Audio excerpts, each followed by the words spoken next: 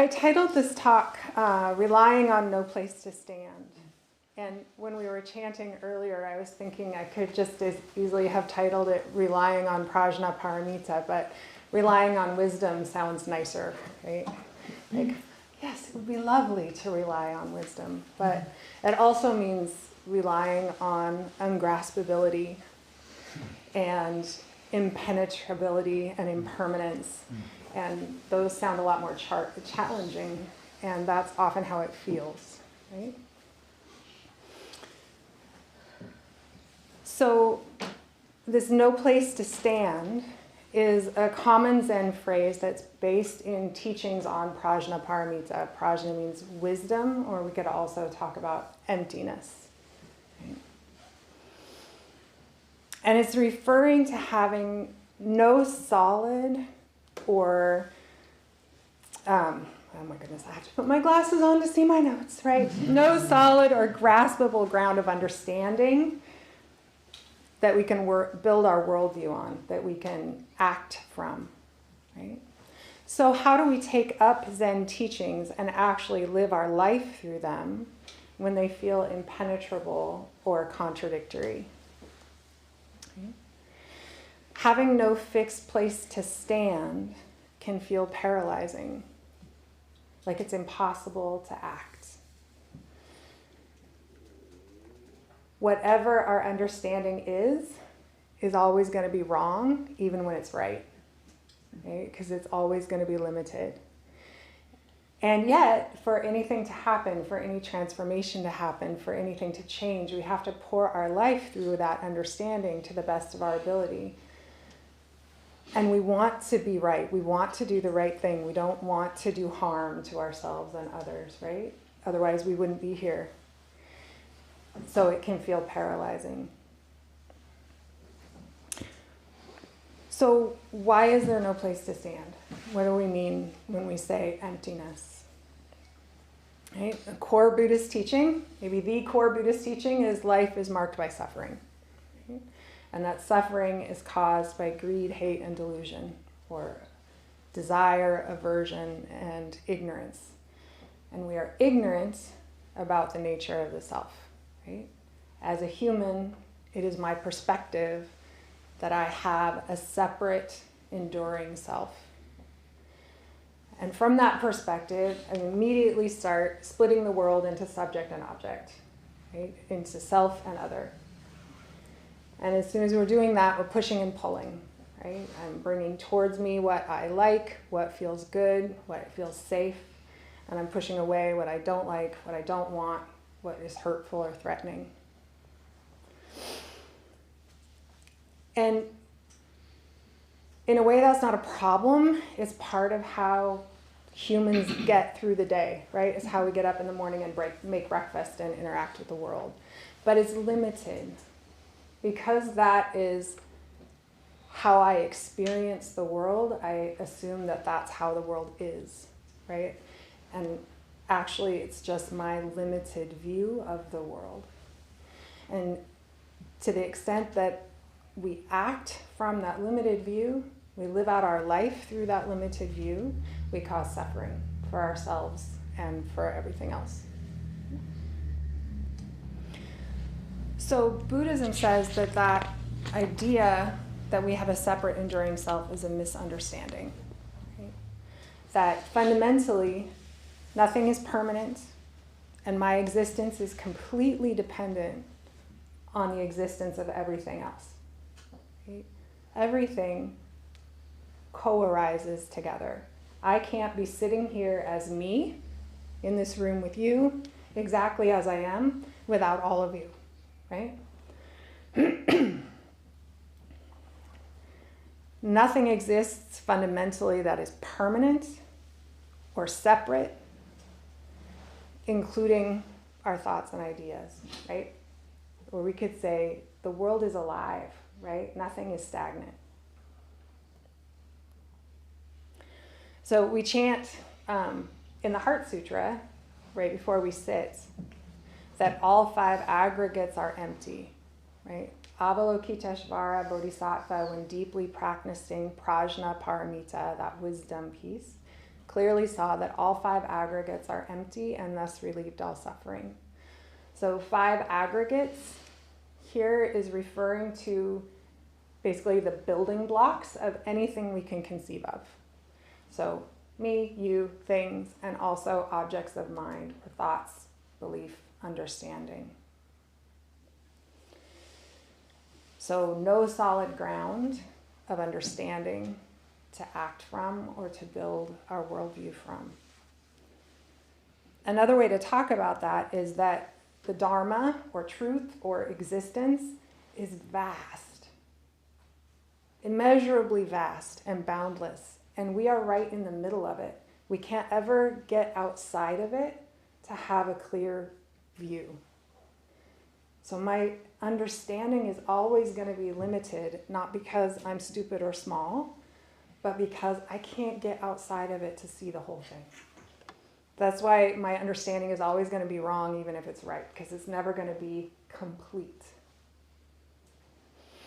And that's hard, right? We want to know. We want to understand. I mean, that's kind of just a human function. We want to know what things are and be able to not worry about it anymore. And also, I think it's probably safe to say that anybody who's spending their Sunday morning coming to a Buddhist temple to listen to a Dharma talk wants to understand something, right? We want to understand more about how to live out our life in a way that feels better, more beneficial, whatever that means for you, right? So how do we find a way into these ungraspable teachings, right? How do we rely on them and let them turn our lives? And there's lots of ways we can talk about that. In the last few weeks, Hojo-san's been talking about the Lotus Sutra and how it engages with our imaginal mind, and how developing a relationship with the stories and images in that sutra can reorient us in a different way than our normal kind of extractive or essentializing way of studying. In the last couple of weeks, he's been talking about spiritual discipline, which we could also talk about as vow, right? Making some commitments and letting those bump up against our life and knock us around a little bit and teach us that way. And today I want to talk about form. So the definition in the dictionary of form is the visible shape of something or the particular way that a thing exists. And usually when we talk about form, I think automatically, at least in this context, people think about posture. How do we bow? How do we hold our hands? How do we enact ritual together? And people who know me a little bit, I like to talk about somatics and posture and the physical expression of spiritual practice. And I do mean those things, but I don't just mean those things. What is the particular way that the Zen tradition appears in the world? What is the particular thing that has been passed down from ancestor to ancestor for hundreds of years to show people how to enter into walking this path? And the Zen lineage in particular says that words are not enough. Studying texts isn't enough. It's important. It's central to what we do, but it's not enough. Our ideas about the way are not the way itself.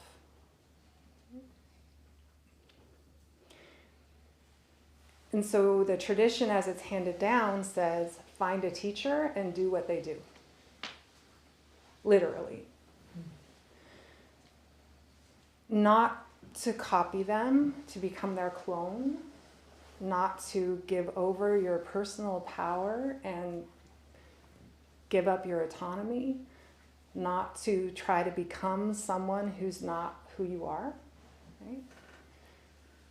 But to unfold through your life what it is that that teacher is transmitting, right? And the only way to find that out is to try to do what they do and put it through your body, in your heart, your mind, and see what it is.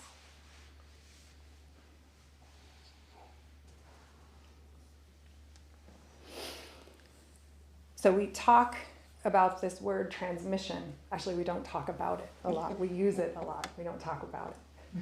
Right? We say that this wondrous, unsurpassed dharma is intimately transmitted from ancestor to ancestor, or from Buddha to Buddha, right? And what is that transmission?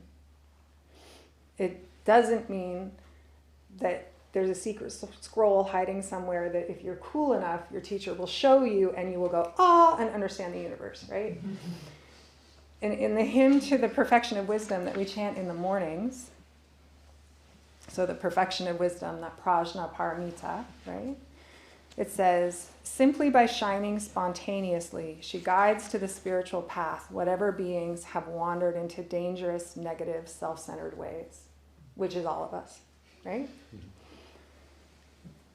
And this is one way to talk about what is being transmitted, or how transmission is, right? That's simply by shining spontaneously.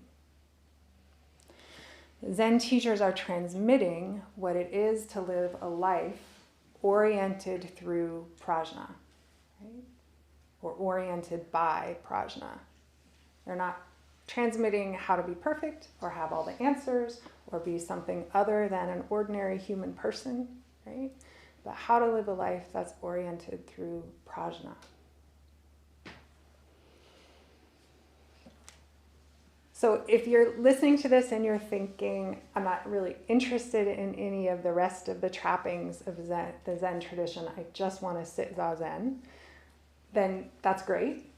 And Zazen is form, right? It is the central form of this tradition.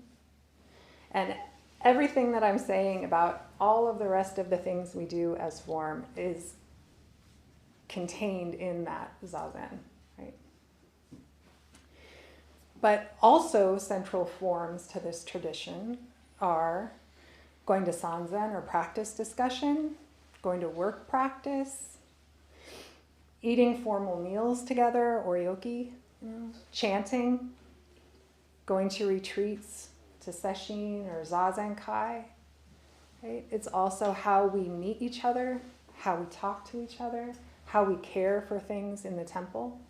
Like all of those things are part of this form, right? Or forms within this practice. So I would encourage everybody to take up some part of that form, right? In whatever way feels appropriate for your life. There's no right amount of formal practice to do. And if you're walking this path for any length of time in your life, it's going to look different at different times of your life. And so if you pick up one thing, or you decide to be here every day, doing things every day and become a postulant, right? And everything in between. It's all good practice. But whatever you take up, pay attention to how you do it and let it turn you.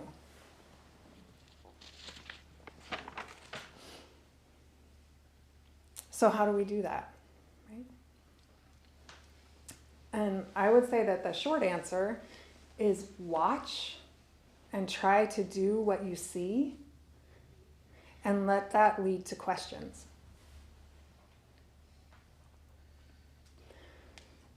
So if you're here in the morning at sitting zazen, or on Thursday evenings, once we start that up for this term, and we're doing kinhin, walking meditation, watch Hojo-san do kinhin. Right? And at first, if it's new to you, it looks like, which direction do I walk? When do I bow? About how fast do I go? What the heck is happening here, right? But once you've got that basic feel for it, don't stop there, right? Keep watching. How does he place his feet? Does it look like what you're doing? What happens when you try to do it that way? What do you discover when you try to make it look like that. Look around the room and watch other teachers and senior students and how they do things. And you will see 6 people doing 6 different things, right? And you'll see how we make mistakes, which is instructional in its own right, right? But also something magic happens when you watch lots of different people trying to do the same thing, right? You see all these differences, and at the center is that thing that's being transmitted, right? Being expressed through 6 different people. So what happens when you try to take that up with your body and your mind and your heart? What does that look like? Sorry, it's winter. Lots of coughing.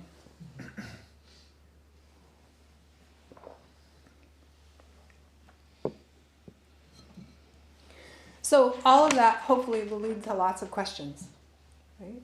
And it can be really simple and direct questions, like when we're chanting and we put our foreheads to the floor, I see people doing 4 different things. Which one's right? Right? Those kinds of questions are great. It might lead to really heady philosophical questions that have to do with sutras and other texts that you're reading. If that's how your mind goes, that's great. Often deep and important questions start as kind of a tug in the center of your belly, right? That you can't put into words. It just feels like something important. And when that happens, just lean into it, right? Don't try to resolve it too much. Let it come up and sit in the middle of your zazen. If it's urging you to go in a certain direction, try it. And it's okay to go to sanzen or practice discussion with that kind of unformed question when it's still rolling around and going, I feel like there's something really important starting to come up for me about bowing or how we touch things, how I hold things, but I don't know what it is yet.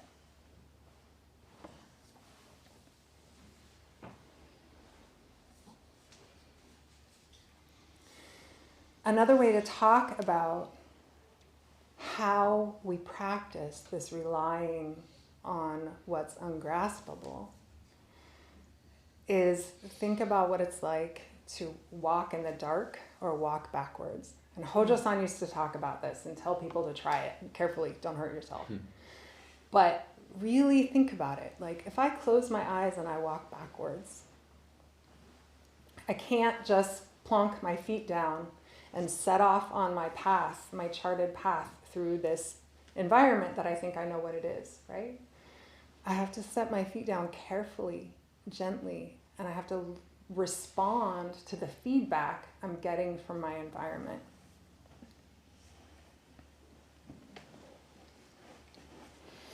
I have to move in a way that is in intimate relationship with an alive world.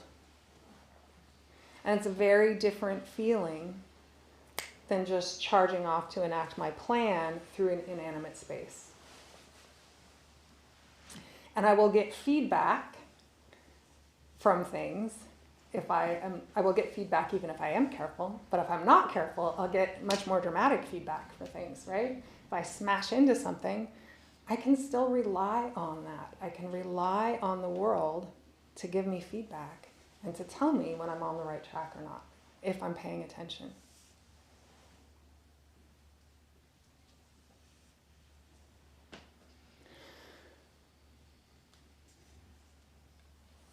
And I want to say I think one more thing before I stop and take some questions. And that is that I'm trying to be careful as I talk this morning about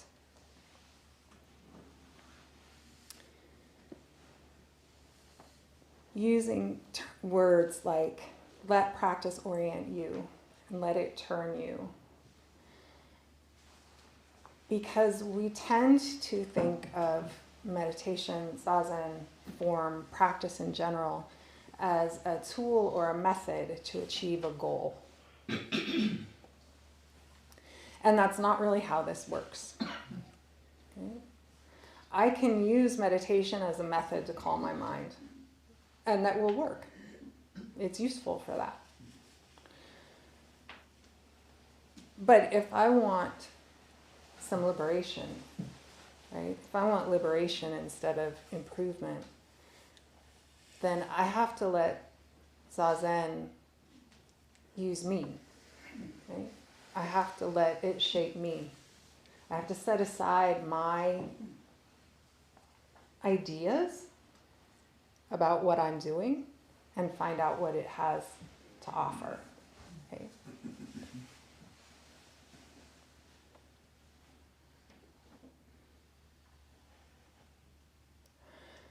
So I think that's all I want to say.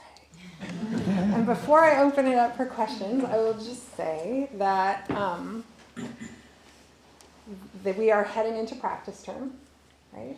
And there are going to be lots of opportunities to interact with the teachings and with this tradition in kind of all the ways that we've touched on here. Hojo-san's going to be teaching from the Lotus Sutra. There's going to be some classes on Tuesday nights, some of which are going to be kind of about that imaginal mind and entering into the teachings that way. There is an opportunity to become a practice student, a term student for the practice period and make some commitments, or not become a term student and make some commitments. There's going to be some classes about taking up practice kind of in that way, engaging with the precepts, engaging through the paramitas or the perfections.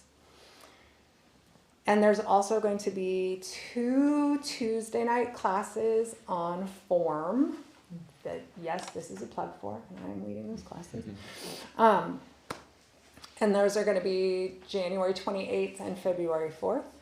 There's going to be a kind of very mini retreat on the first Saturday in February that's going to be kind of an introduction to the forms of retreats. And there'll be lots of opportunities to ask questions and talk about things. And then there will also be Zazenkai and Sesshin, retreats of different kinds through the whole term. So hopefully, if you look at all of the offerings that are happening, you will find something that sounds interesting to you that feels like something you can engage in. So with that, we have some time for questions. If anybody has anything to say. Jikie? When I very first was taught form a long time ago in a different place, I'm trying to form the question as form as an expression of the path, and at the same time it was taught to me as very practical. The open chest, the straight neck, all of this was the ideal alignment. And so I wonder if there's a way of talking about that connection and how it evolved, that this is a very practical way to align your body. Yeah. So in a real loose sense, if I'm sitting Zazen like this, right? You know instinctively that that's not right, right? And it's not just because it's supposed to look like this, and this is the, Tricycle magazine picture of Zazen, right? It's because you know instinctively, even if you're new to it, that if I'm doing this, my mind is not in the right place either, right? That my mind and my body are not separable, right? It's trendy to talk about that mind-body connection these days, and we all kind of know what that means, but it's also ridiculous, right? Where else could my mind be? Right? So in many different kinds of traditions around the world have kinds of meditation, and this is a very common posture, right? And all of those forms of meditation tend to be upright and grounded, even if they don't sit cross-legged on the floor, right? Because this posture affects how our brain works. It affects our breath. And this study of what happens when I adjust my posture in minor ways is kind of endless. Right? It never stops. You'll always be discovering new things, maybe in subtler and subtler ways. And we also can talk about mudra, right? So mudra literally means shape. And you'll see, especially in like yogic and Indian traditions, there's lots of different hand shapes. Buddhism has lots of different hand shapes also, right? We use several of them in the temple. So when we're sitting zazen, we can talk about our mudra, which is what we're doing with our hands here, this cosmic mudra. But also, this is a whole body mudra, right? This whole shape. And the orientation of a mudra does something specific with our mind and our heart and our energy. So I can talk really practically about how, like, resting your tongue on the roof of your mouth behind your teeth, dropping your chin, relaxing, this opens the soft palate, which helps shut down discursive thinking, right? That's a physical thing that happens. And mudra is a physical thing that happens, but also there's something more mysterious about that. And I won't try to pin it down. I'll just say explore it and see what happens. Right? And that's true in all the different kinds of form, right? There's a specific way that we do everything, right? And that specific way changes all the time. Like we just had fun with, before we started, of which side does the seat go on, right? That changed. And they're all very practical, right? Especially when we're doing something together. It's very practical that there's a specific way that we all do things so that we can do it harmoniously together. And in a way, it doesn't matter what way we choose, as long as we choose a way. But also, if you ask Hojo-san, he can explain to you in detail exactly why he chose any particular way. So they're very practical. And also there's something more might be the wrong word, but something deeper, kind of endless in it. Jikie, Yeah. I was listening to a talk the other day about how our internal sense of feeling the least amount of pain is often where we want to, not just want to, we just habitually rest. Is this a safe container for practicing pain? Is Zazen a safe container for practicing pain? This whole place? This whole thing, yeah. Is anything a safe container for practicing pain? I mean, I would say yes, absolutely, with a caveat that depending on your orientation, we all either have a tendency to really flee from pain or to kind of lean into it. I mean, in a sense, we all have a tendency to flee from pain, but some of us can kind of push into it to the point of damaging ourselves, right? And that's not healthy. And it's this container, if that's your orientation, can really give you permission to do that, right? To come back to using Zazen as an example, right? The form is sit still, don't move, right? Sit upright, sit cross-legged on the floor, which is not accessible for a lot of people, right? We can sit in a chair. Sometimes people have to do Zazen lying down. That's all acceptable, right? But in our desire to do it right, we can cause all kinds of physical damage to our bodies. There's a lot to be learned from sitting still with pain and not responding.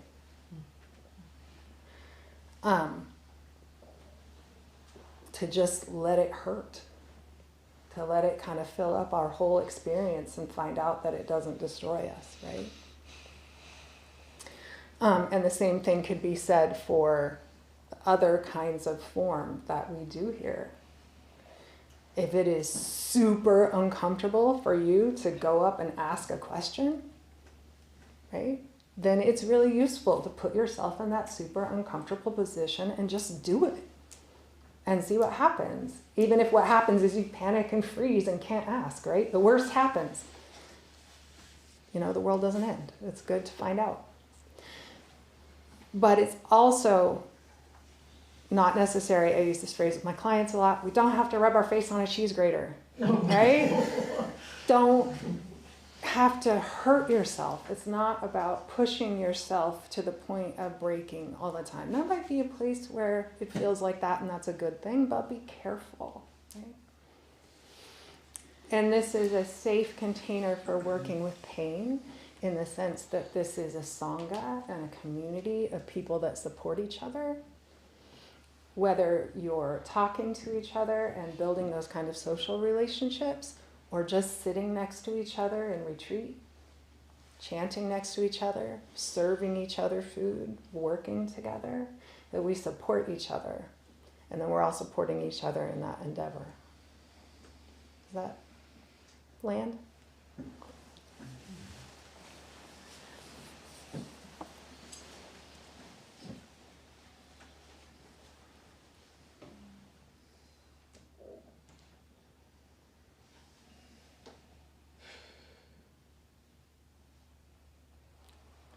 All right, well, thanks for letting me talk.